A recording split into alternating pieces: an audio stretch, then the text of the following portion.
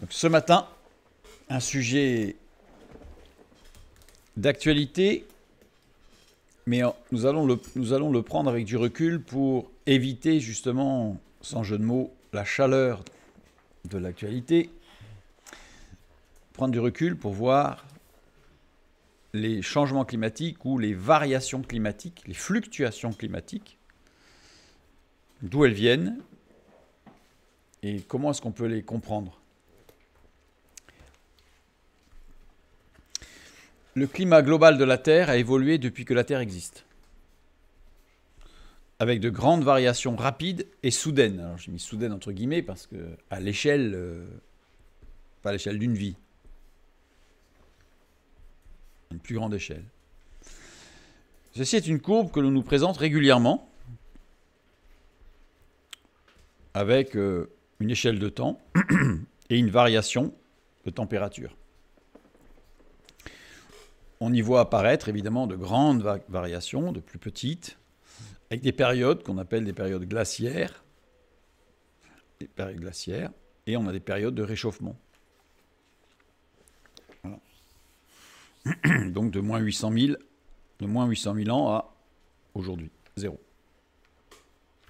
C'est pas le temps zéro, hein, c'est pas l'époque de Jésus, c'est à partir de maintenant et on recule. De toute façon, sur l'échelle de temps ici, ça n'aurait pas fait grand-chose. Comment sont mesurées ou calculées les datations? Parce que là, on est à moins 800 000 ans. Alors, bibliquement, on sent bien qu'il y a un petit souci. L'un des moyens qui a été, par rapport, je ne parle pas au niveau climatique, hein, l'un des moyens les plus efficients, les plus utilisés et surtout les plus sûrs, sont les carottes glaciaires. Comptage des couches annuelles. C'est-à-dire qu'on fait une carotte, donc on fait un trou, on en sort un tube de glace et on compte les couches qu'il y a et ça permet de compter les années en fait. Un peu comme les arbres. Principe des arbres. Et ensuite, on a aussi une mesure au carbone 14.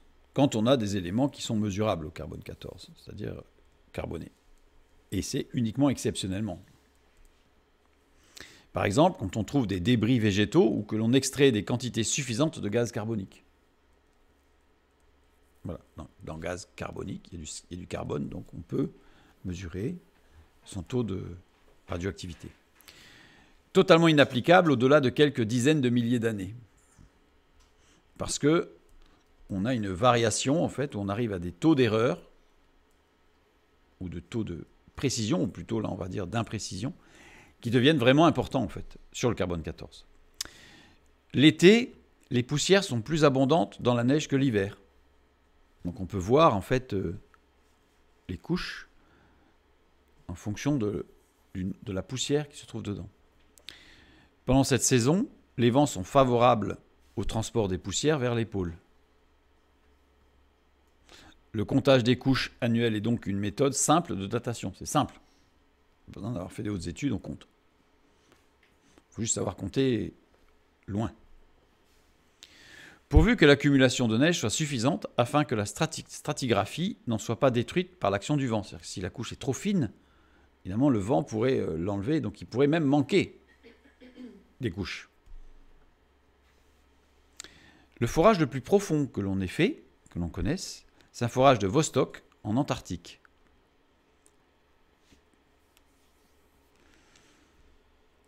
On a une profondeur colossale. 3768 mètres. Quasiment, on approche les 4 km de profondeur. C'est énorme. Et on en a retiré un tube de glace de 4 km.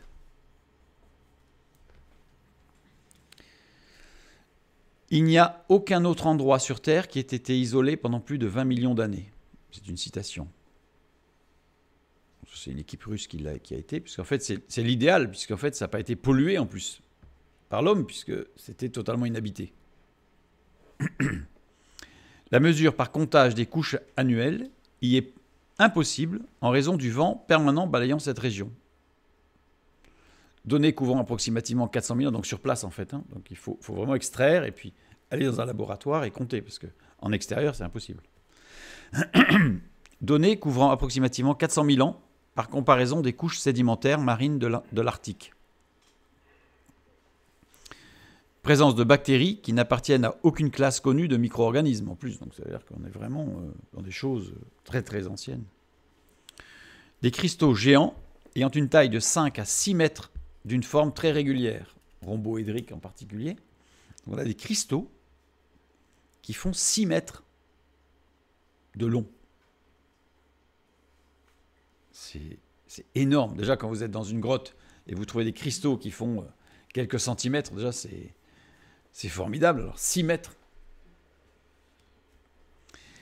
Comment l'âge de la glace est-il calculé? Comment est-ce qu'on peut calculer l'âge de la glace? On compte les stries, on appuie. Chaque année, une saison froide, une saison chaude.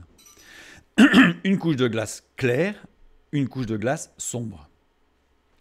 En période chaude, les vents balayent les poussières donc, qui, en se déposant, rendent la glace plus sombre. En comptant le nombre de strates et en divisant par 2, on obtient l'âge de la glace. Ben oui, puisqu'il y a 2 par an. C'est assez simple. Mais, il y a un mais. Sur quelle base ce comptage s'appuie-t-il? On va remonter un tout petit peu dans le temps, jusqu'en 1942, le 15 juillet, il s'est passé quelque chose qui va être très intéressant pour nous. Un groupe de 8 avions décolle dans le Maine aux USA pour se diriger vers le Royaume-Uni pour participer à la Seconde Guerre mondiale, à l'affrontement avec l'Allemagne. On a 6 P-38 et 2 B-17 bombardiers. Le mauvais temps les contraint à faire demi-tour. Ils sont en pleine tempête, donc il faut qu'ils fassent demi-tour parce qu'ils ne pourront jamais passer la tempête. Faute de carburant, s'ils n'avaient pas assez pour faire l'aller-retour, parce qu'ils étaient presque arrivés, l'escadron tout entier se pose sur le ventre, sur une calotte glaciaire au Groenland. Ils sont obligés de remonter au Groenland, en fait, puis se poser, parce qu'il n'y a pas assez de carburant. Les 25 membres d'équipage ont été récupérés après plusieurs jours. Donc, c'était déjà des conditions terribles, parce qu'ils n'étaient pas équipés pour aller au Groenland. Ils ont été récupérés, sauvés, mais on n'a pas pu, pour l'instant, récupérer les avions. Ce n'était pas possible. Donc là, on a des photos d'époque. Vous voyez, où l'avion s'est retourné dans l'atterrissage au Groenland, parce que ce n'était pas vraiment prévu. Mais il n'y a eu aucun mort. Hein. Tout l'équipage a survécu. Donc voilà, on a des photos. On voit l'atterrissage des avions. 50 ans plus tard. 50 ans plus tard. On est en 1992. Des passionnés d'aviation décident de localiser cet escadron, pour retrouver les avions. Des passionnés. Groenland. Ils ont été retrouvés sous 80 mètres de glace. 80 mètres de glace. Donc par écolocation, hein, c'est-à-dire que, et avec des angles, en fait, ils ont réussi à savoir exactement où ils étaient. Ils ont fait fondre la glace pour former un tunnel jusqu'à l'avion. C'est-à-dire qu'en fait, ils ont fait fondre, plutôt que de creuser, ils ont mis des sources thermiques, et puis au fur et à mesure, ils dégageaient l'eau, et puis ils ont creusé des tunnels. Voilà, tunnels verticaux. Pour aller chercher les avions. Puis une chambre tout autour, c'est-à-dire qu'après ils ont dégagé à la chaleur tout autour des avions, à 80 mètres sous la glace. Voilà. Et on a des photos qui datent de 1992, hein. Donc des belles photos où on voit les avions qui ont été totalement conservés puisqu'ils étaient dans la glace. Ici. Voilà, on a plusieurs vues. Ils ont démonté l'appareil, pièce par pièce, pour le remonter en surface, pour remonter toutes les pièces en surface. Voilà. Ils ont hissé les morceaux à la surface, avec des treuils, enfin, ça a été ouvrageux. Hein. Après 9 ans, 9 mois et 9 jours de travaux de remise en état, l'avion a à nouveau volé. C'est une aventure extraordinaire, hein, quand même. Il est passionné. Hein. On va s'intéresser à un avion en particulier qui s'appelait le Glacier Girl. C'était le nom de l'avion. Le voici maintenant, aujourd'hui, qui vole, qui a été entièrement réparé, rénové. Il est intéressant de revenir sur le conduit vertical descendant à l'avion. L'avion s'est posé en catastrophe en 1942. Il a été retrouvé en 1992. Nous avons donc 50 ans entre les deux. 50 ans. Soit 50 fois 365 égale 18 250 jours.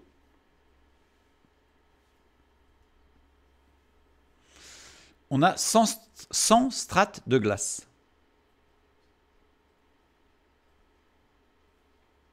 Maintenant, on n'a pas 100 strates de glace. On aurait dû avoir 100 strates de glace. Puisque 2 par an, une l'hiver, une l'été. Il n'y a pas 100 strates de glace. Il y a 9300 strates de glace.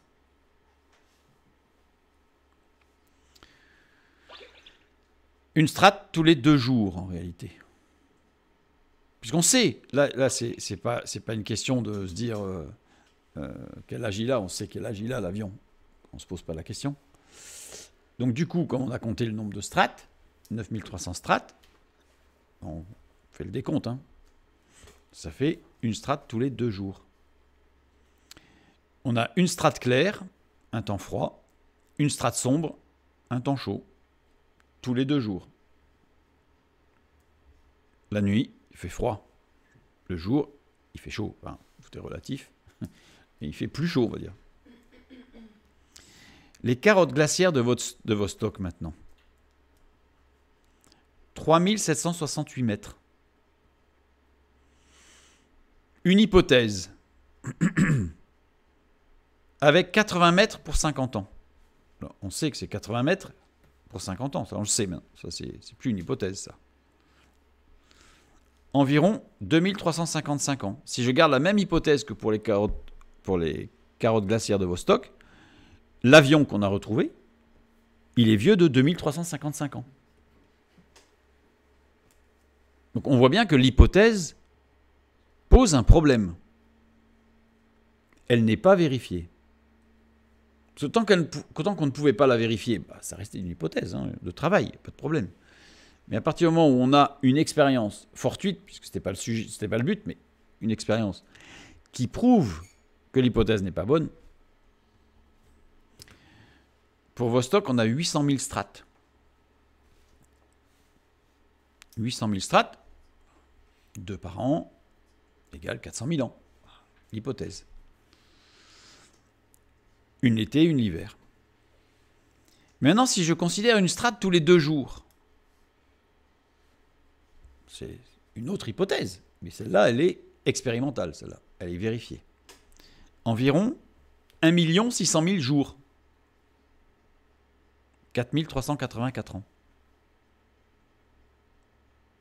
On n'est plus du tout pareil.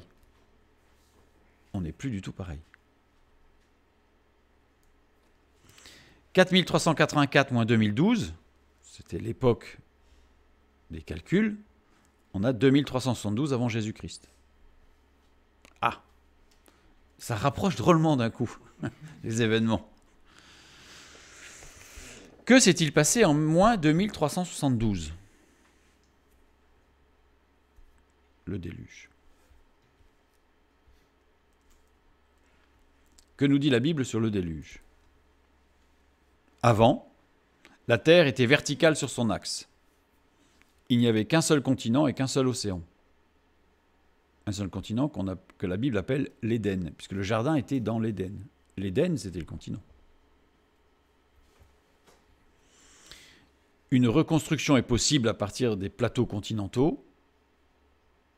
Ici, c'est la planisphère d'aujourd'hui. Et on en arrive à... On peut arriver, si on construit selon la construction, parce qu'on a encore... C'est pas comme un puzzle parfait, donc on en arrive à cette rosace à 8 pétales. Un seul océan, les géologues nous apprennent que cet océan était chaud et de faible profondeur, en moyenne 300 mètres de profondeur, donc c'est assez faible. C'est même très faible par rapport à ce qu'on a aujourd'hui. Toute la Terre était comme dans une serre en raison d'une épaisse couche nuageuse sur toute la Terre. Je ne vais pas rentrer dans le détail aujourd'hui de ça. On pourrait, c'est passionnant. Avec les implications surtout que ça, au niveau des conditions de pression, d'oxygène, etc. Puisque si on regarde un peu le modèle que ça donne un modèle hyperbare avec un taux d'oxygène bien supérieur à ce que nous avons aujourd'hui dans l'atmosphère. Donc c'est-à-dire que les conditions ne sont pas les mêmes. Il ne pleuvait pas. L'arrosage s'effectuait par la rosée, c'est-à-dire un dépôt d'eau, mais il ne pleuvait pas. Il y avait un fleuve qui arrosait la terre et qui entrait dans le jardin d'Éden. Ce fleuve se divisait en 4 bras, c'est dans Genèse chapitre 2, verset 10, et le climat était tropical sur toute la terre, chaud et humide. Après le déluge, la terre s'est inclinée sur son axe et est en précession, c'est-à-dire en mouvement d'une légère instabilité. La croûte terrestre s'est déchirée, des plaques continentales se sont formées et se sont enfoncées pour ressortir 1 an plus tard, formant les continents actuels, à quelques dizaines de centimètres près, puisqu'il y a eu... Ça bouge tout ça, mais il n'y a rien de fixe. Mais on est dans une configuration telle qu'on est aujourd'hui. Avec ce qu'on connaît aujourd'hui, ici sur une représentation de Mercator. Tous les continents sont restés reliés durant 129 ans, ce qui a permis les migrations animales et humaines sur toute la Terre, par famille, qui ont pu voyager, nomades, et aller peupler le continent américain, le continent de l'Océanie, etc. Puis, au bout de 129 ans, la Bible nous dit que les isthmes se sont ouverts et voilà, il y a eu des zones isolées les unes par rapport aux autres. Les océans se sont enfoncés et portent des cicatrices du cataclysme, les grandes failles. Profondeur moyenne actuelle, 3800 mètres. Le Soleil atteint la surface de la Terre et les océans, les rayons du Soleil, puisqu'avant il y avait une couche nuageuse qui faisait que le Soleil n'atteignait pas directement les surfaces de l'eau ou la Terre, ça passait par une diffraction, par l'épaisse couche nuageuse. Donc il faisait bien jour et nuit, pas de problème. Comme quand nous avons un temps couvert, on voit bien la différence entre le jour et la nuit, même si on ne voit pas le soleil, puisqu'il est derrière. C'était le climat de l'époque, bibliquement parlant. Il pleut sur la terre pour la première fois au déluge. Il n'y avait jamais plu avant. Il pleut pour la première fois. Le climat est devenu saisonnier, avec une période de grand froid, l'hiver. Alors évidemment, selon les latitudes, les saisons ne sont pas les mêmes. On sait bien que c'est inversé pour l'hémisphère nord et l'hémisphère sud. Il y a des régions où il n'y a que 2 saisons par an, d'autres 4. Enfin bon, c'est là qu'apparaissent les saisons et donc la saisonnalité périodique annuelle. La Bible parle-t-elle des origines des changements climatiques? Oui, elle en parle. Psaume 68, verset 14. Lorsque le Tout-Puissant dispersa les rois dans les pays, la terre devint blanche comme la neige du Psalmon. Disperser, c'est paras en hébreu. Répandre, mettre en morceaux, disperser. Les rois, Méler. Ou Mélec, Méler, non. Qui veut dire règne. Mais ce qui est intéressant, c'est que ce n'est pas forcément un règne humain. Le terme, mais c'est comme en français d'ailleurs. On parle de règne animal. Évidemment, la première association, si on dit un règne, on pense à un roi. Mais un naturaliste va parler du règne animal. Un géologue va parler du règne minéral. Enfin, on parle de règne. À partir du moment où il y a ce qu'on appelle un royaume, mais plutôt, on va dire, une prépondérance d'organisation.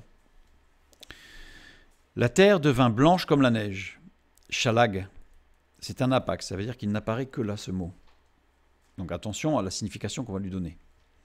Neige ou se couvrir de neige, parce que ça peut être un verbe aussi.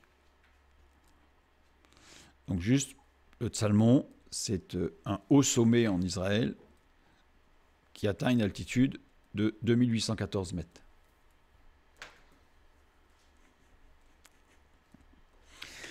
La Bible parle-t-elle toujours des changements climatiques? On a dit oui. On continue avec le psaume 136, le verset 8 et 9. Donc là, on voit qu'il y a un verset qui nous dit qu'à un moment donné, il y a eu une cassure, qui a été traduite par dispersion des rois, mais il y a eu on a brisé les règnes, on a morcelé les règnes de l'époque, qui sont les règnes végétaux, animaux et humains, puisqu'il y avait aussi des hommes à cette époque. Donc on a divisé ça, en rapport aussi à la tour de Babel, enfin, tout ça, ça s'emboîte, bien sûr. Maintenant, le psaume 136, les versets 8 et 9. Le soleil pour présider au jour, la lune et les étoiles pour présider à la nuit. Présider, même shelet en hébreu, qui veut dire réguler, gouverner. Ce n'est pas vraiment présider. C'est plus précis. Réguler, gouverner. On a 3 utilisations, 2 fois en Genèse, 1,16 et une fois là. On parle bien de la même chose à chaque fois. Action de résistance et de protection, c'est la dernière lettre du mot. Donc il y a une action de résistance et de protection. C'est la notion qui ressort de Menchelet. C'est-à-dire que c'est une action de régulation, de gouvernance, mais dans le but de protéger et de résister à quelque chose. La lune et les étoiles. Le terme étoile, Kovkab, ici, on traduit par étoile, et présider, Memcheloft. Memcheloft, un apax, c'est-à-dire que c'est la même racine, hein, on le voit, mais avec une terminaison légèrement différente, avec le vav ici au milieu. Et justement, le fait d'ajouter un vav, en fait, implique une action sous contrainte. C'est-à-dire que c'est quelque chose qui n'est pas libre. En mécanique, la contrainte, c'est l'inverse de la liberté. La nuit, laïl, qui veut dire nuit, mais qui veut dire aussi saison. C'est un terme qui veut dire les deux. Au jour, bayovm. Normalement, yovm. Yod, vav, meim. Mais là, on a un yod pointé. Insiste sur la durée de la journée de 24 heures.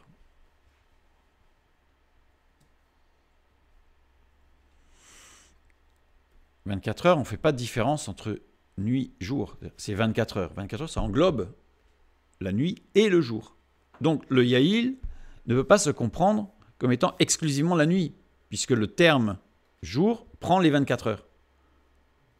Insiste sur le fait de prendre 24 heures. Donc englober aussi la nuit. Donc l'autre terme n'insiste pas sur la nuit, qui lui serait que la moitié. Donc c'est saison. Pour la Bible, le contrôle des saisons se fait via le soleil, qui résiste et protège, la lune et les étoiles, qui agissent sous contrainte. On ne va pas rentrer dans le détail astronomique, ça nous écarterait de notre sujet. On voit qu'il y a, en tout cas, ce qui pour nous est intéressant, c'est que le contrôle des saisons se fait par le soleil et la lune et les étoiles. Et pas que la lune et le soleil, mais aussi les étoiles.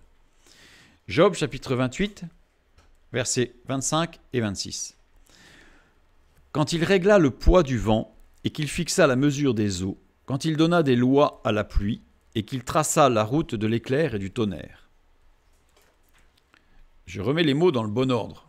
Quand il régla le vent du vent le poids, et que des eaux il fixa la mesure, on doit me dire c'est la même chose, mais en hébreu c'est pas tout à fait pareil, donc je préfère garder l'ordre des mots.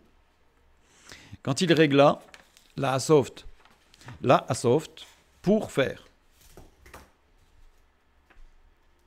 Il n'y a pas de virgule ici.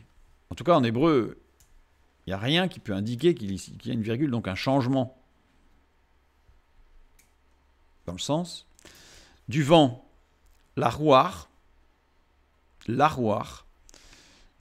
et que, il n'y a pas et que. C'est pour ça que la virgule, en fait, il faut la supprimer, puisqu'il n'y a pas le et que. C'est une seule phrase, en fait. L'expansion, le mouvement dépend de l'air. C'est le vent. Le poids, miscal, pesanteur. C'est clair que le poids dépend de la pression atmosphérique. de la colonne d'air qui est sur nous. C'est-à-dire que si je me pèse au niveau de la mer, et si je me pèse tout en haut de l'Himalaya, je ne vais pas avoir la même référence. Je ne vais pas avoir la même chose. Si j'ai une balance qui, elle-même, ne prend pas la différence de pesanteur. Des eaux, Umayim, Uvmaim, avec un petit point, un diacritique. C'est la seule écriture d'un Meim avec un point, à cet endroit-là. Conformément aux eaux, littéralement.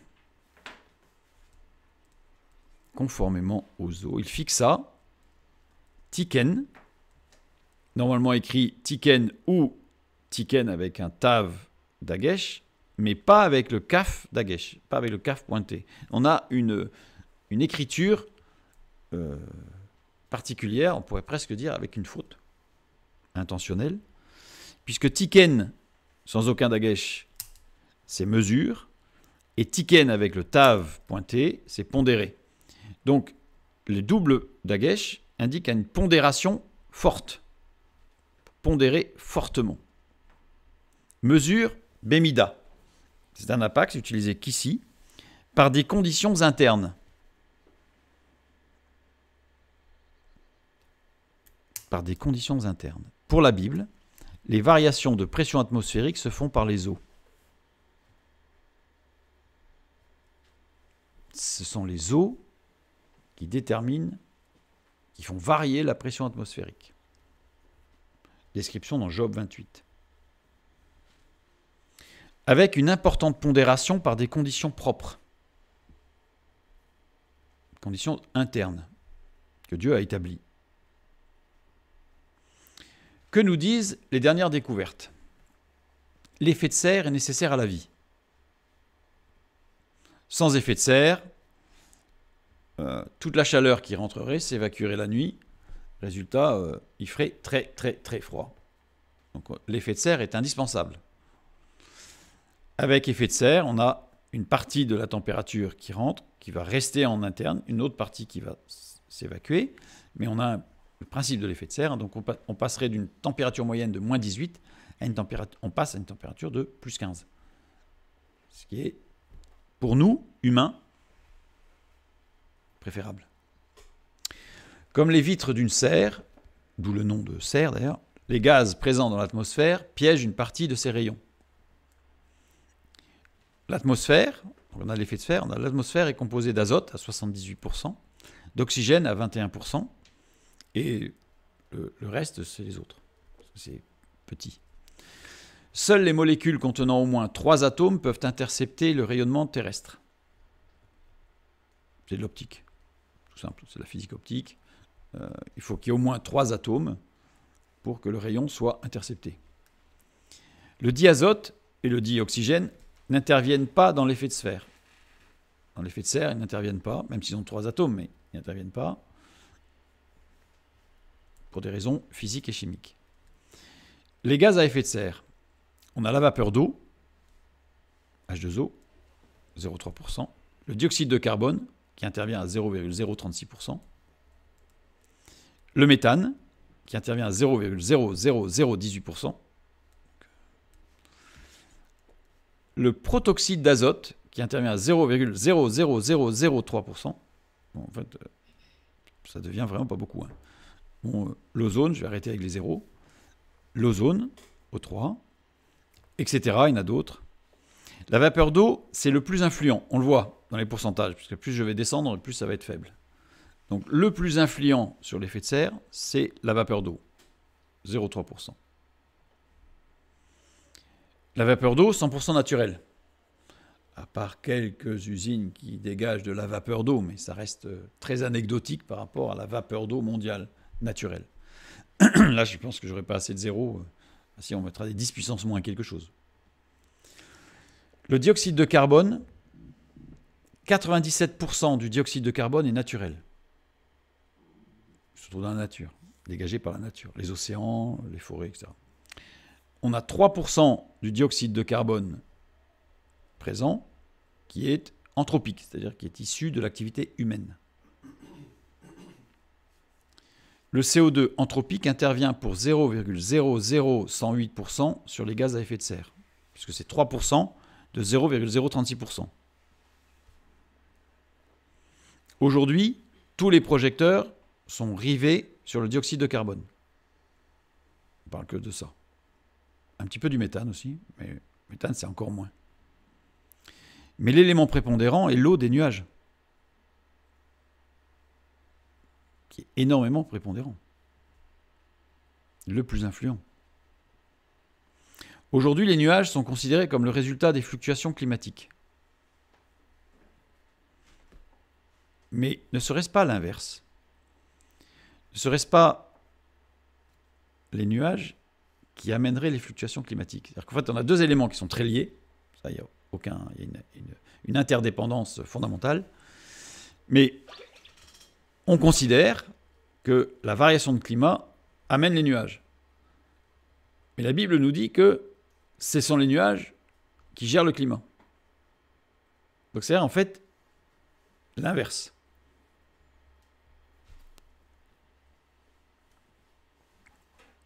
Remarque intéressante. La corrélation entre l'activité du Soleil et la température terrestre. Activité solaire, température terrestre.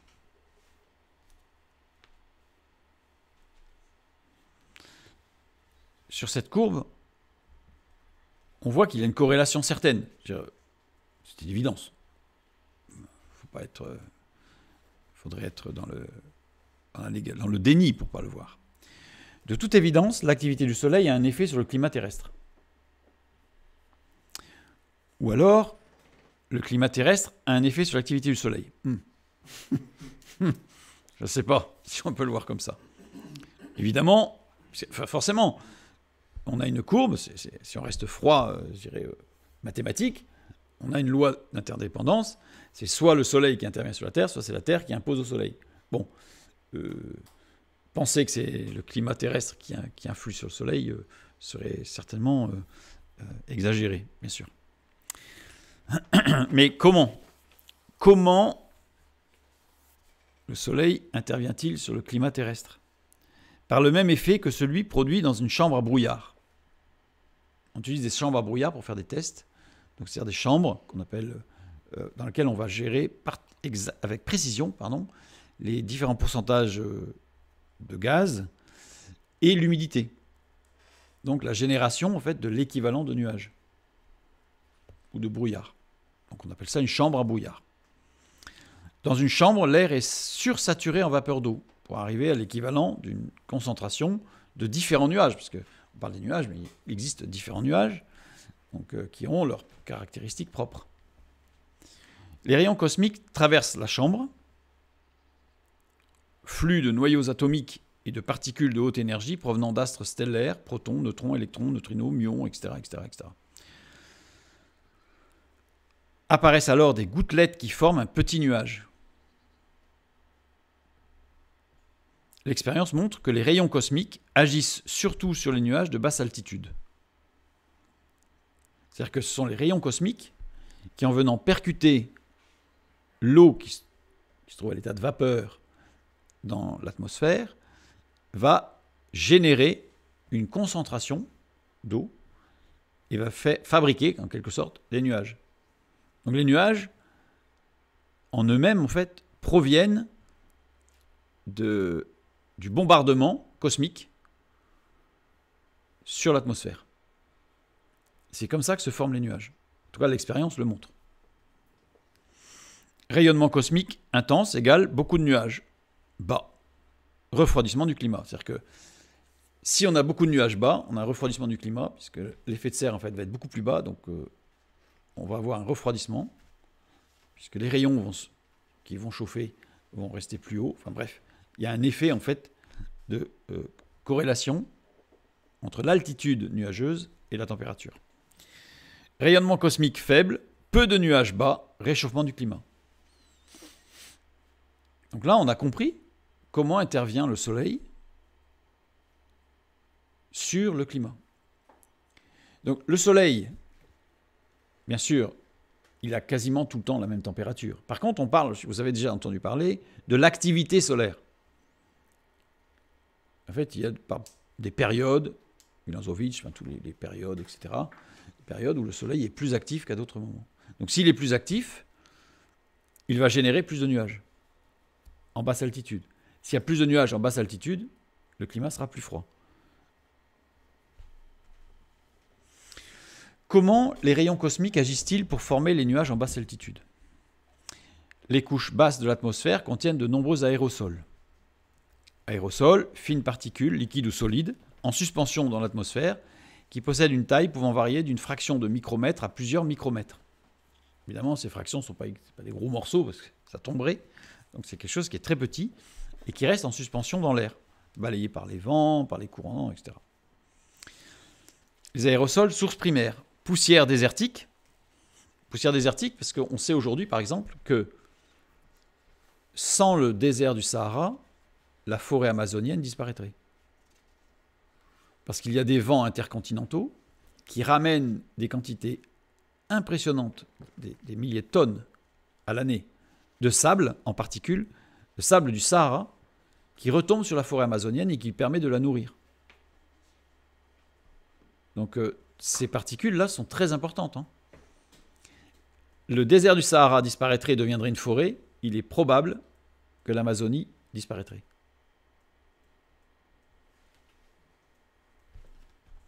Donc des embruns marins, tous les processus de combustion, en particulier les feux de forêt, qui amènent beaucoup de particules dans l'air, cendres volcaniques ou encore les poussières industrielles.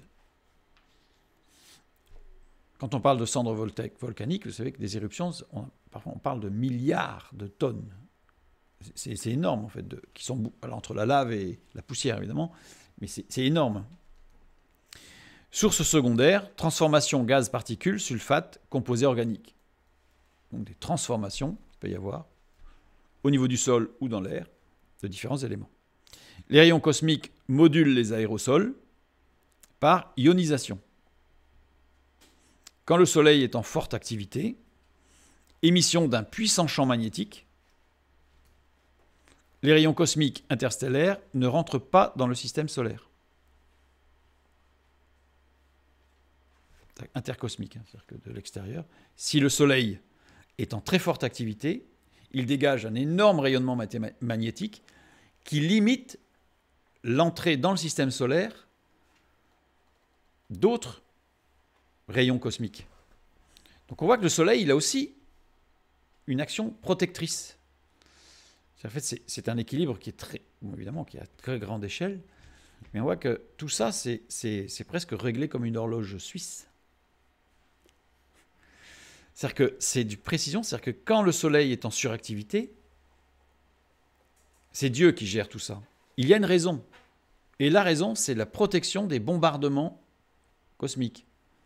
Parce que quand vous avez un quasar qui se met à bombarder à quelques milliers d'années-lumière et qui envoie des décharges cosmiques, eh bien, sans la protection du Soleil, ça engendrerait sur le système solaire, et pas que, bien sûr, mais nous, ce qui nous intéresse, c'est notre système solaire, on est un peu quand même anthropocentré, quand même, un petit peu, eh bien, serait bombardé, et ça engendrerait, en fait, ça pourrait engendrer des cataclysmes, ou une supernova. Mais ce sont des choses, en fait, interstellaires, mais qui touchent à des puissances colossales. Et le Soleil nous protège, par son rayonnement magnétique, quand il est en suractivité.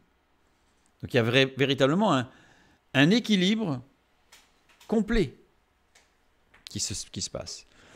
Puisque de fait, s'il est en suractivité avec ce champ magnétique, on a une variation de la ionisation des aérosols. Donc vous voyez, en fait, c'est un équilibre qui n'est pas que nous, sur Terre, mais c'est vraiment quelque chose d'extraordinaire. C'est ce que nous avons lu tout à l'heure dans le texte biblique. Sous contrainte, il y a des forces, il y a de la résistance, il y a de l'équilibrage. C'est quelque chose de très complexe que Dieu a réglé. Peu de formation de nuages en basse altitude et on repart sur le boucle. Réchauffement climatique. Et enfin voilà, c'est des boucles en fait, mais qui sont interconnectées mais pas directement liées. C'est ce que nous avions vu dans le psaume 136. Le contrôle des saisons se fait via le soleil qui résiste et protège des rayons cosmiques, la lune et les étoiles qui agissent sous contrainte. C'est extraordinaire. Et encore, là, on ne passe pas beaucoup de temps, mais si on regardait dans Genèse chapitre 1, la création de ces astres, il y a d'autres détails qui nous montrent que c'est pas juste pour décorer, quoi. C'est-à-dire que, ou pour faire la nuit et le jour, tel que c'est traduit. C'est quelque chose de beaucoup plus puissant que cela. Par exemple, la Lune est couverte de cratères. Des calculs astronomiques montrent, qu'en fait, elle a servi d'écran à des chutes d'astéroïdes qui auraient détruit la Terre. Donc elle a servi d'écran à maintes reprises, à des périodes qui, bibliquement, on va les retrouver. Quand Josué est face aux Amalécites et qu'il se met à pleuvoir des pierres sur les Amalécites, et pas sur Josué. Certains calculs montrent qu'il se pourrait, parce que il faudrait trop de précision que nous n'avons pas cette capacité, que la Lune est protégée de chutes de pierres, mais que suffisamment pour protéger une partie, comme l'ombre en fait, qui protégeait une partie, mais pas l'autre partie. L'autre partie, c'est les Amalécites. C'est précis quand même. Il n'y a pas que le rayonnement cosmique. Ils agissent sur les aérosols de l'atmosphère, qui viennent de la Terre. En fait, il y a les deux éléments, donc il faut les deux. Les embruns océaniques, on a dit, des poussières volcaniques. Première catastrophe biblique, le déluge. Les embruns océaniques, parce que c'est l'eau. Le déluge, c'est l'eau. Que tout le monde sait qu'il s'est passé un déluge, donc il y a eu beaucoup d'eau, la pluie. Donc, déjà la pluie, au niveau atmosphérique, ça a changé considérablement les proportions d'humidité, etc. de l'atmosphère. Puis, ça a profondément changé aussi tous les aérosols, puisqu'ils sont tombés au sol, puisqu'ils ont été amenés par la pluie. Le déluge, les grandes vagues avec énormément d'embruns, énormément de remous, donc voilà, ça a tout changé. Deuxième catastrophe biblique, Sodome et Gomorrhe, dont on a déjà parlé, avec 1 milliard de tonnes de poussière dans l'atmosphère. Imagine 1 milliard de tonnes de poussière dans l'atmosphère. Au niveau aérosol, ça a tout changé. Courbe de température obtenue par le forage de Vostok. Je reprends notre courbe de température. Je remets la même sur 400 000 ans, puisque c'est celle qu'on nous donne, donc j'ai remis celle-là. Maintenant, je prends le temps biblique par rapport à ce que nous avions vu sur la chronologie biblique. Et je resitue dans la chronologie biblique. Je remarque tout d'abord que au niveau du temps, ça tombe le début de ce que nous apporte comme élément la courbe retirée de la carotte de Vostok correspond au temps biblique. Déluge. Ensuite, on a Sodome. Donc le déluge qui correspond ici à ce pic, au niveau datation. Sodome et Gomorrhe qui correspond à ce pic, au niveau datation, avec tout, on a vu tout ce qui s'est passé dans l'atmosphère. Il reste encore une question par rapport à l'information biblique. Les variations de pression atmosphérique se font par les eaux, c'est ce que nous dit la Bible. Point d'interrogation. Avec une importante pondération par des conditions propres. Qu'est-ce que ça peut vouloir dire ? Il y a une pondération de la variation des climats par les eaux. C'est ce que ça veut dire. On a ici la sécheresse du songe de Pharaon interprété par Joseph. L'époque, elle tombe exactement sur ce pic.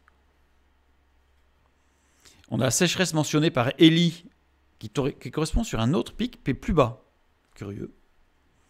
Donc on voit qu'il y a une interconnexion, en fait, avec des faits, surtout que la Bible n'est pas là pour nous raconter tout ce qui s'est passé au niveau climatique sur la Terre, mais elle donne des éléments précis que l'on peut dater relativement, en relatif, les uns par rapport aux autres. Et quand on les positionne, en fait, on se rend compte qu'il y a des événements qui ont eu des impacts mondiaux. En particulier le déluge, évidemment.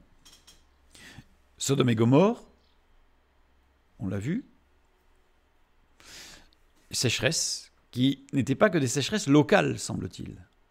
Parce qu'il peut y arriver, il peut arriver qu'il y ait des sécheresses régionales, nationales, même continentales à la limite, mais pas sur toute la Terre. Tandis que là, on voit que ce n'était pas que local. C'est quelque chose de beaucoup plus large, beaucoup plus important. Dans les années 50 et 60, essais nucléaires américains et russes. Imaginez ce que ça a pu faire. On ne le savait pas à l'époque peut-être, mais le résultat, c'est qu'il s'est passé des choses. dans l'atmosphère. Quand vous avez des bombes nucléaires qui explosent, certes, dans des déserts, d'accord? Enfin, quand on voit le panache de fumée que ça fait, on se dit que dans l'atmosphère, ça doit faire des choses quand même. Dans les années 70, étude de suivi des éléments radioactifs répandus dans les océans. Suivi en particulier du tritium, reste normalement en eau peu profonde. C'est-à-dire que les éléments radioactifs des retombées des essais nucléaires, quand les essais nucléaires étaient aériens ou sous-marins, comme les essais français dans la Polynésie, non, on considère l'hypothèse, c'est que les éléments radioactifs restent en eau peu profonde. Pas à la surface, un petit peu en surface, mais descendent et ne vont pas en profondeur. Sauf dans l'Atlantique Nord. Descendent jusqu'à 3000 mètres. Découverte des grands courants marins de profondeur, c'est-à-dire qu'en suivant le tritium, c'est là qu'on a découvert les grands courants marins. L'eau augmente de densité et descend dans les fonds du Groenland. Au fond du Groenland, elle descend en fait, puisqu'elle augmente en densité par le froid. Elle se condense, parce que la salinité augmente, et ça descend. L'eau en contact avec la glace se refroidit et augmente de densité. L'eau augmente aussi par sa salinité, j'ai dit. Plus l'eau est salée, plus elle est dense. C'est logique. Donc on a ici un exemple d'un contact ici de l'eau, en fait de la glace très très froide. Et c'est légèrement accéléré, mais pas beaucoup. Hein. Et en fait, on voit cette eau froide, on la voit ici, là, qui descend. C'est-à-dire que c'est de l'eau, mais on voit que ça descend, en fait. Voilà, pour montrer ce qui se passe. Donc on voit bien, en fait, que l'eau qui est dense, descend. Faut faire attention parfois avec la langue française. Ici, on le voit très très bien. Hein, on voit ces flux d'eau qui se sont densifiés parce qu'elle est très froide. Parce que si elle augmente en salinité, elle ne gèle pas à 0 degré. Parce que plus elle est chargée en sel, plus pour qu'elle gèle, il va falloir descendre en température. Donc si elle est augmentée en salinité, elle est très froide, elle peut même faire -2, -3, mais elle ne gèle pas. Puisque plus dense. Oups, pardon. Donc ici, on a c'était sur un documentaire de la BBC que j'ai retiré. Et là, bon, c'est en accéléré, hein, mais on voit bien les flux énormes d'eau froide qui descendent. C'est des millions de mètres cubes sous le Groenland. C'est des millions de mètres cubes. Et se forme parfois, voilà, ce qu'on appelle le doigt de la mort. C'est-à-dire que se forme en fait une colonne comme ça qui descend, c'est de la glace. C'est juste une colonne hein, qui fait quelques 10-20 cm de diamètre et qui descend. Et qui va jusqu'au sol. Et c'est de la glace. Mais c'est de la glace qui est extrêmement froide. Vous voyez ? Voilà. Et là, on a en pleine action, en accéléré, on voit par rapport aux animaux dessous, le doigt de la mort. On appelle ça le doigt de la mort parce que tous les animaux qui vont être touchés par ça sont morts. Gelés.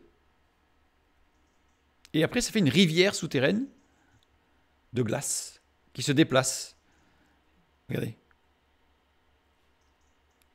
Qui se déplacent. Et tous les animaux qui sont pris là, alors ceux qui passent par-dessus, ils arrivent à sortir, mais dans certains cas, on parle de fleuves de glace. C'est tout au fond de la mer, en fait. Et ça peut atteindre des -10, -15, -20 degrés juste là. On appelle ça le doigt de la mort. Parce qu'un homme y mettrait la main, il n'a plus de main. Hein. Et puis ce sont des flux extrêmement puissants.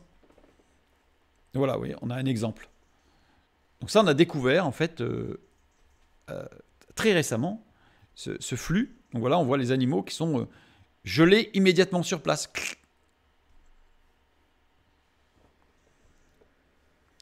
Donc, descend des fonds au fond, dans les fonds au Groenland, sous forme de colonnes d'eau froide, qui fait entre 1 et 100 km de diamètre. J'ai dit quelques centimètres, c'est au départ, et ensuite, ça grossit. Imaginez une colonne comme ça qui fait 1 km de diamètre de glace qui descend, et ça fait un fleuve en bas, qui peut faire jusqu'à 100 km le fleuve de large. 100 km, c'est énorme. 20 millions de tonnes d'eau s'enfoncent ainsi chaque seconde. 20 millions de tonnes. 20 millions de mètres cubes, quoi, qui s'enfoncent chaque seconde. Des courants se forment en surface pour compenser l'enfoncement des eaux plus denses. Évidemment, s'il y a de l'eau qui s'enfonce à un moment donné, il y a forcément de l'eau qui remonte. Enfin, il y a une compensation, en fait, évidemment. Raison pour laquelle le Gulf Stream remonte jusqu'au Grand Nord. Et le Gulf Stream, il vient lécher le pointe de la Bretagne, il se sépare en deux, parce qu'il y a une petite partie qui va descendre dans le golfe de Gascogne, puis il y a une grande partie qui va remonter jusqu'aux îles Lofoten, tout au nord. Parce qu'il y a cette aspiration de l'eau qui descend, donc il y a une aspiration qui se fait, donc il y a un courant qui se fait de compensation. Progression du courant, 10 cm par seconde. Ça va vite. La rotation de la Terre maintient ce courant vers l'ouest dans sa descente vers l'Antarctique. En plus, il y a ce qu'on appelle l'effet Coriolis. C'est-à-dire qu'en plus, la Terre, comme elle tourne, ce courant, il est, par des forces centrifuges, il est orienté en plus. Les eaux encore plus froides de l'Antarctique renfoncent ce courant. C'est-à-dire qu'il y a l'Antarctique au sud, il y a des eaux froides, donc quand il descend, il y a des échanges en fait qui se font dans tous les sens. Le flux contourne l'Antarctique, puis se sépare en deux courants. Un remonte vers l'océan Indien, l'autre dans l'océan Pacifique. Arrivé sur les côtes néo-zélandaises, il plonge dans une fosse de 9400 mètres de profondeur, qu'on appelle la fosse de Kermadec. On ne serait pas attendu à ce nom-là pour là-bas, mais c'est de l'histoire, ça. Mais il commence à perdre de sa puissance et commence à se mélanger aux eaux de surface plus chaudes. Le courant termine sa course dans le Pacifique Nord. 2000 ans de course pour une boucle de plus de 50 000 km. C'est-à-dire qu'en fait, c'est un courant qui met 2000 ans à faire le tour. Et il parcourt 50 000 km. Pardon, je reviens en arrière. J'ai prévu ça. Voilà. Donc, on a le froid qui se forme ici, qui descend, je ne dirais pas tout à fait le long des côtes américaines, mais qui descend, qui va descendre en profondeur. En fait, c'est ce courant qui peut faire jusqu'à 100 km d'eau froide, alors, qui va se réchauffer en avançant, et après, arriver au niveau de l'Antarctique, va se refroidir à nouveau, pour repartir vers le Pacifique, avec le courant qui va rencontrer le courant de l'Antarctique, avec les mêmes principes, qui va renforcer, vous voyez, imaginez le courant que ça fait là. Donc tout ça, parce qu'on a suivi le tritium, qu'on a pu découvrir tout cela, qui se sépare en deux, donc il y en a un qui va passer sous l'Australie, l'autre qui va passer dans l'océan Indien, et qui va faire le tour, qui va remonter, et il va falloir 2000 ans en fait pour que la boucle soit bouclée. Avec des masses d'eau colossales. Colossales. Avec des zones en profondeur qui sont très très froides, à des endroits où on ne s'y est pas attendu. Voilà. Donc ça fait quelque chose comme ça. En fait, il y a des mélanges de courants. Les deux bras remontent à la surface, rejoignent l'Arctique en surface. Bon, ça fait un courant, on a bien compris, extrêmement puissant. La circulation océanique est un immense régulateur thermique pour la Terre. En entraînant les eaux tropicales chaudes vers le nord, elle permet de réchauffer les régions froides du nord et de procurer des hivers plus doux.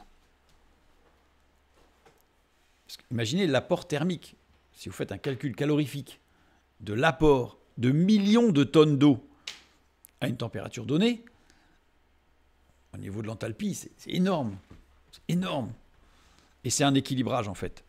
En apportant des eaux froides du nord dans les zones tropicales, elle évite un réchauffement trop important des eaux chaudes. Les eaux pondèrent de façon importante le climat dans les conditions propres. C'est ce que dit la Bible. Elle dit que le climat est pondéré par les eaux. Alors ça veut dire quoi? Ça veut dire que dans le craquellement, dans la disposition continentale du déluge, c'est Dieu qui a géré pour que ça marche comme ça et que ça marche bien. Sinon, ça n'aurait pas bien marché. Donc c'est-à-dire que les distances entre continents, les positionnements des uns par rapport aux autres, etc., sont gérés par Dieu pour que ce genre de courant, parce que je parle que du plus puissant du monde, mais il y en a bien d'autres, des courants, le Gulf Stream qui traverse l'Atlantique, qui est plus en surface, il y en a beaucoup des courants comme ça, et qui par des conditions propres, régule tout le climat terrestre. Régule, j'ai pas dit provoque, régule. Amortit, comme des amortisseurs en fait. En 1855, Matthew Fontaine Maury publie son ouvrage Physical Geography of the Sea. Alors c'est un officier de la United States Navy, Il a grandement influencé l'astronomie, l'océanographie, la météorologie et la géologie moderne grâce à ses observations. Également été un cartographe, un auteur et un historien qui a tenté d'enrayer l'esclavage et a écrit des manuels pour les enfants. Donc quelqu'un de très large en fait au niveau de ses apports. Ce que les livres ne disent pas. Vous pouvez taper sur ce monsieur, vous allez trouver plein de choses, c'est un homme incroyable. Mais ce que les livres ne disent pas, c'est que c'était un chrétien convaincu de la valeur de la parole de Dieu. Un jour, il lut le psaume 8. Et le verset 8 capta son attention. C'est un marin. Les oiseaux du ciel et les poissons de la mer, tout ce qui parcourt les sentiers des mers. Puisque la Bible affirmait qu'il y avait des sentiers dans les mers, il les chercha et il mit en évidence les courants marins. Il a découvert tous les courants marins parce qu'il s'est appuyé sur la parole. Il a dit la parole de Dieu dit la vérité, donc il y a des courants marins. Il a reçu les surnoms d'éclaireur de la mer, de père de l'océanographie ou de la météorologie marine moderne ou de scientifique de la mer. C'est dommage que les livres oublient le détail de l'origine de ces recherches. C'est dommage. C'est dommage. Mais par rapport à ce psaume 8 et au verset 8, on sait encore plus parce que les oiseaux du ciel et les poissons de la mer, tous se parcourent les sentiers des mers. On sait aujourd'hui que les animaux migrateurs utilisent les champs magnétiques terrestres pour s'orienter. Or, les champs magnétiques terrestres sont bien sûr, trouvent leur origine au niveau de la rotation de la Terre, du noyau, etc., tout un tas de choses, mais aussi au niveau des flux liquides, parce que quand un liquide circule, il génère un champ magnétique. Alors évidemment, quand c'est le robinet dans notre évier, ça va, on ne va pas attirer les fourchettes. Mais si on imagine des flux de millions de mètres cubes qui circulent de façon homogène depuis des milliers d'années, ils génèrent des flux, et c'est pour ça que les tortues, etc., peuvent migrer. Les expériences ont montré que si on perturbe le champ magnétique de ces animaux par des aimants qu'on leur met sur eux, eh bien, ils ne savent plus faire de migration. En fait, c'est vraiment le champ magnétique terrestre. Donc, ils suivent. Il y a des animaux qui vont suivre les courants chauds, qui vont suivre les courants d'eau chauds. Bref. Donc, ce texte, psaume 8, verset 8, est d'une précision, encore une fois, extraordinaire. Il reste une question. Les variations de pression atmosphérique se font par les eaux. Regardons le cycle du CO2 sur Terre. Apport de CO2 dans l'atmosphère par le dégazage de la Terre solide, volcans, dorsales, etc.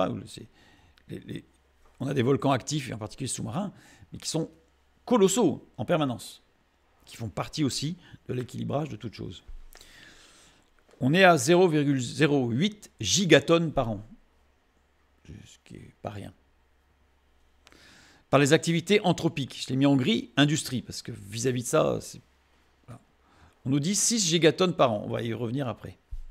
C'est énorme. Alors, le CO2 dans l'atmosphère se dissout dans l'eau des nuages. Formation d'acide carbonique, qui retombe sur Terre par les pluies. On a le cycle. Dissolution des roches continentales, puisque l'acide va intervenir dans une réaction avec des roches continentales pour faire une réaction chimique. Les roches continentales, roches silicatées, 97% de la croûte terrestre. Granit, basalte, etc. Production d'ions bicarbonate. Production de calcium qui se dissolvent dans les rivières. Particules emportées dans les océans, en fait, on fait le cycle, alors, un peu rapide, mais le cycle global, il est là.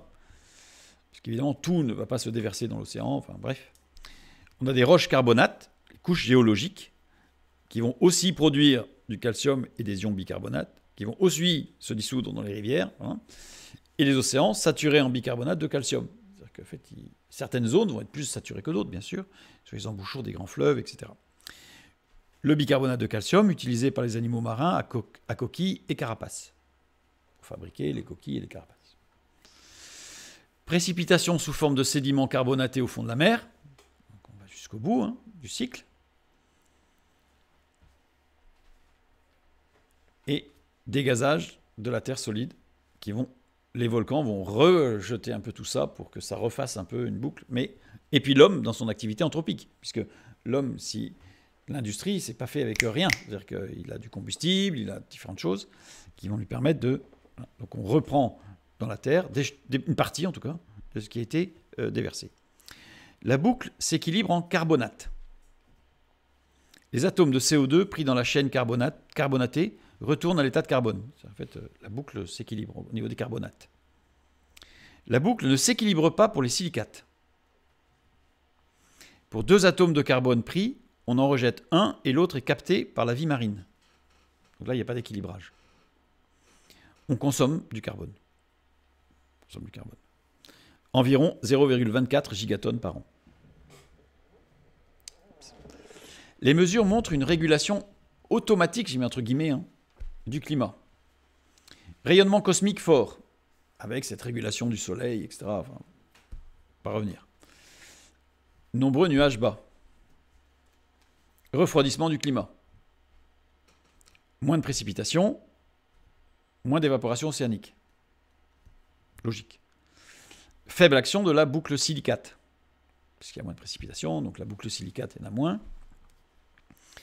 Libération de CO2 dans l'atmosphère. Réchauffement du climat. Si on libère du CO2 dans l'atmosphère, on réchauffe le climat. Enfin, c'est la boucle. Donc si on réchauffe le climat, on va modifier la hauteur des nuages. Mais ça va dépendre aussi du rayonnement cosmique. Production anthropique du CO2. Petite parenthèse.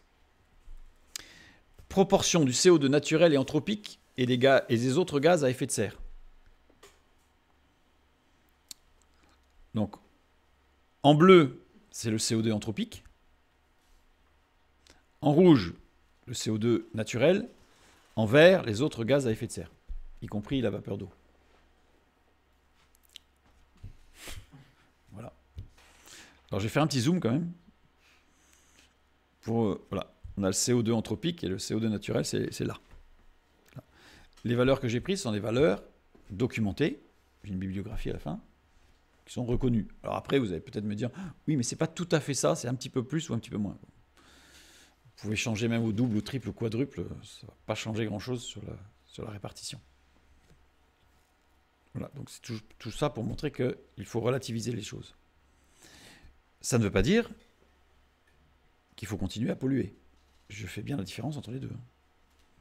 La pollution est catastrophique. Mais aujourd'hui, on ne parle que de l'effet de serre et de la proportion du CO2 anthropique sur l'effet de serre. Donc ici, c'est pour ça que je l'ai mis en pointillé, parce que la production anthropique du CO2 par rapport à la production naturelle de CO2, quand même assez anecdotique. Augmentation des effets du rayon cosmique par le CO2, mais bon. Et donc il va intervenir sur les nuages, et puis on part sur la boucle. Les variations de pression atmosphérique se font par les eaux. Point d'interrogation, point d'exclamation. Ça veut dire que nuage bas égale pression. Vous connaissez, anticyclone, dépression, etc. Donc nuage bas égale pression, dépression. Selon la hauteur des nuages, vous avez une pression atmosphérique qui va varier. Et donc c'est bien les eaux et la boucle des eaux, y compris la partie océanique, parce que la libération de CO2, c'est surtout l'océan. Évidemment, la surface océanique, elle est énorme par rapport à la Terre. Même si les forêts participent, mais la forêt, en fait, c'est nuit-jour, ça change. Donc, c'est à moindre force. Par contre, au niveau des océans, il y a un échange énorme, naturel, qui vient équilibrer, en fait. Donc, vous avez le soleil, vous avez les courants marins, vous avez le cycle de CO2. Là, on a regardé que le cycle CO2, mais il y en a d'autres cycles, donc d'azote, etc., qui viennent. Et tout ça, c'est un ensemble extrêmement complexe avec des paramètres qu'on est loin de mesurer et qu'on est loin de pouvoir comprendre. Mais Dieu a tout géré, y compris la forme des continents, pour que tout fonctionne au déluge. Quelle précision! Les eaux, eh bien, on a les précipitations et les évaporations océaniques. Et là, on a un équilibrage par des eaux, par des volumes. Parce que quand j'ai eu des estimations des volumes d'évaporation des eaux océaniques, faut être habitué à travailler avec des grands nombres, hein, parce que c'est énorme.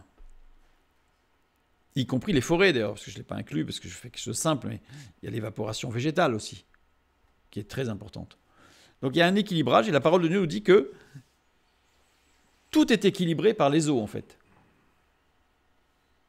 Alors, c'est assez... on peut faire un petit clin d'œil en disant que Dieu a... Souvent on dit Dieu a détruit la terre par le déluge. Dieu a reformaté la terre, je préfère, par les eaux du déluge. C'est-à-dire que l'homme était devenu déréglé, et par les eaux qui règlent tout sur la terre, il a remis de l'ordre. Et c'est assez, je trouve, remarquable. C'est assez remarquable. Et la pression atmosphérique, ce sont les nuages. Donc tout ça, ça s'équilibre. Ça s'équilibre. Les études sur l'autorégulation du climat amènent des remarques intéressantes. Si on imagine un continent unique, regroupant toutes les terres émergées, il n'y aurait pas de pluie sur ce continent. Il y aurait une albédo au moins 4 fois supérieure. Donc une couche nuageuse beaucoup plus importante, correspondante à la description biblique des temps antédiluviens. L'albédo, pour ceux qui ne savent pas, valeur physique qui permet de connaître la quantité de lumière solaire incidente réfléchie par une surface. Donc, évidemment, s'il y a une couche nuageuse énorme, l'albédo est importante, c'est une évidence. Si on simule les différentes positions possibles des continents, la position actuelle permet un équilibrage global viable du climat. La position actuelle permet une circulation marine optimum pour un équilibrage lent des climats continentaux. C'est vraiment un véritable amortisseur. Vous ne pouvez pas avoir un amortisseur s'il est très rapide. Au contraire. L'amortisseur, c'est justement, il impose un mouvement lent. 2000 ans pour le plus gros. 2000 ans, ça va, c'est relativement lent. Sauf qu'à l'époque de Jésus, quelque chose qui serait tombé au fond de l'eau reviendrait maintenant. Vous voyez, c'est long. Pour un équilibrage du pH des océans, parce qu'on n'en a pas parlé, mais on le soupçonne quand on parle de silicates, carbonates, etc., au niveau des océans, qu'il y a un équilibrage du pH pour pas que l'océan soit trop acide ou trop basique. Une question d'actualité demeure, l'impact de l'activité humaine sur le réchauffement climatique. Le CO2, 0,036% de l'atmosphère. CO2 anthropique, 0,01% de l'atmosphère. Donc, est-ce que vraiment le CO2 est prépondérant? Les températures depuis 1000 ans. On regarde les températures depuis 1000 ans. Voilà. Bon, c'est des courbes. Cette courbe-là, vous la retrouvez partout. Vous tapez température depuis 1000 ans sur Google, puis vous avez la courbe. Période médiévale chaude, on en a déjà parlé, qu'on appelait les siècles d'or, avec une surproduction agricole, etc., etc. On en a parlé. Petit âge de glace, qu'on appelle le petit âge de glace derrière. Et aujourd'hui, on nous sommes ici. Mais il y a la courbe en crosse de hockey, oui, de Michael Mann, ici. C'est une autre courbe qu'on nous présente. Alors, je vais revenir dessus. Pourquoi ces différences? Vous avez vu, les deux courbes ne sont pas du tout les mêmes. Les températures depuis 1000 ans, donc on a voilà, les deux. On nous présente ceci et ceci. Depuis 1000 ans. Hein. Donc on voit bien qu'il y a une différence. Prise en compte, pour cette courbe-là, c'est la prise en compte des anneaux de croissance des arbres. Ce qui peut être une bonne hypothèse de départ, hein, puisque de gros anneaux montrent une période chaude. Des anneaux de croissance fin montrent une période froide. Ce qui est vrai, globalement. Le paléontologue climatologue, alors, excusez-moi la prononciation, mais Hakan Grud, il dit « Or, un arbre jeune génère toujours de gros anneaux de croissance. les arbres adaptent leur croissance aux longues périodes de froid et de chaud. Ça veut dire que quand la période est assez longue, en fait, il va retrouver une croissance annulaire moyenne. S'il y a vraiment une année où il y a un coup de froid, l'anneau sera très petit. Mais s'il fait froid, on va dire pendant 15 ans, ben, l'anneau va commencer à être petit, puisqu'il se prend un coup de froid, puis après il va regrandir pour redevenir normal. Puis le jour où il va y avoir un coup de chaud, pouf, ça va être très gros, et il va se recentrer, parce que la réactivité végétale d'un arbre est assez lente quand même, par rapport à un animal par exemple. Donc, surtout l'arbre. Donc voilà ce qui se passe. Donc quand on considère en fait la base graphique de la courbe en bleu ici, sur la droite, à l'écran, elle se base sur les anneaux et on dit « Ah, mais il y avait des grandes, donc… » Et en fait, on ne tient pas compte de cet effet régulateur. Résultat, la période médiévale, que l'on sait avoir été chaude, puisqu'on a énormément d'éléments sur le sujet, donc on sait qu'elle a été chaude, eh bien on ne la retrouve pas parce que les arbres se sont adaptés. Donc on va retrouver le début, puisque les arbres, au début, ils vont… Oh là, il fait chaud, donc je crois beaucoup. Puis après, comme c'est normal, il ne va pas s'épuiser, donc il va revenir sur quelque chose sur une norme, en fait, sur une moyenne. Donc voilà ce qui explique ces deux différences. Et le problème que nous avons aujourd'hui, c'est que la fin de la courbe qui est en rouge ici, vous pouvez prendre les documents du GIEC, ce sont des extrapolations. C'est-à-dire qu'il n'y a pas de mesure expérimentale.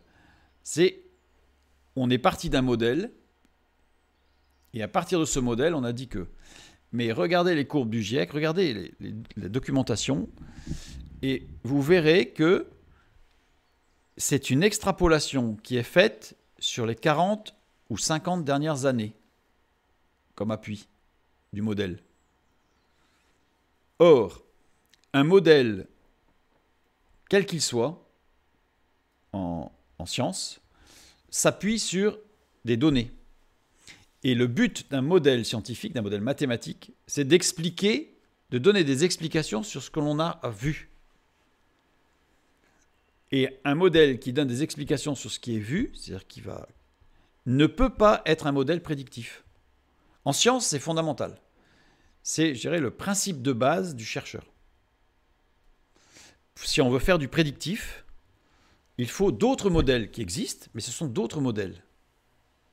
Des modèles qui font intervenir ce qu'on appelle des points de divergence ou des effets de bord. C'est-à-dire qu'on est sur des limites et on a des effets de limites qui font qu'on peut avoir des divergences colossales.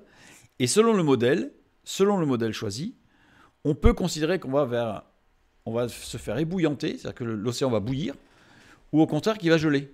Ça dépend du modèle qu'on utilise. Par contre, normalement, si on veut un modèle plus juste, il faut essayer de prendre un modèle qui a des données sur, là en l'occurrence c'est sur le temps, donc qui a beaucoup de données temporelles. Parce que si c'était sur une réaction chimique, il faut avoir des données sur, par exemple, beaucoup de données sur l'enthalpie, par exemple, d'un système fermé avec les éléments qu'on étudie. Donc la vraie grosse problématique, elle est là, sur l'interprétation du modèle. Or, le modèle qui est utilisé par le GIEC ne nous est pas donné. Donc, c'est difficile. En tant que scientifique, je considère que si on ne me donne pas le modèle, je ne peux pas, je prends compte évidemment de ce qu'on me dit, je suis pas, mais je dois prendre ça comme argent comptant, ce qui me semble être compliqué. Je préfère faire des corrélations. Et en tant que chrétien, en tant que m'appuyant sur la parole de Dieu, je vous ai montré rapidement que la parole de Dieu nous dit que c'est Dieu qui régule et que ce qu'il a fait est parfait. Et on est loin, très loin, de maîtriser ce que Dieu a fait pour réguler. Très loin, même de le comprendre. On en voit les effets, on perçoit la puissance de ce qu'il a fait, et voilà. Je vais vous souhaiter une bonne fin de journée et je vous dis à tout à l'heure.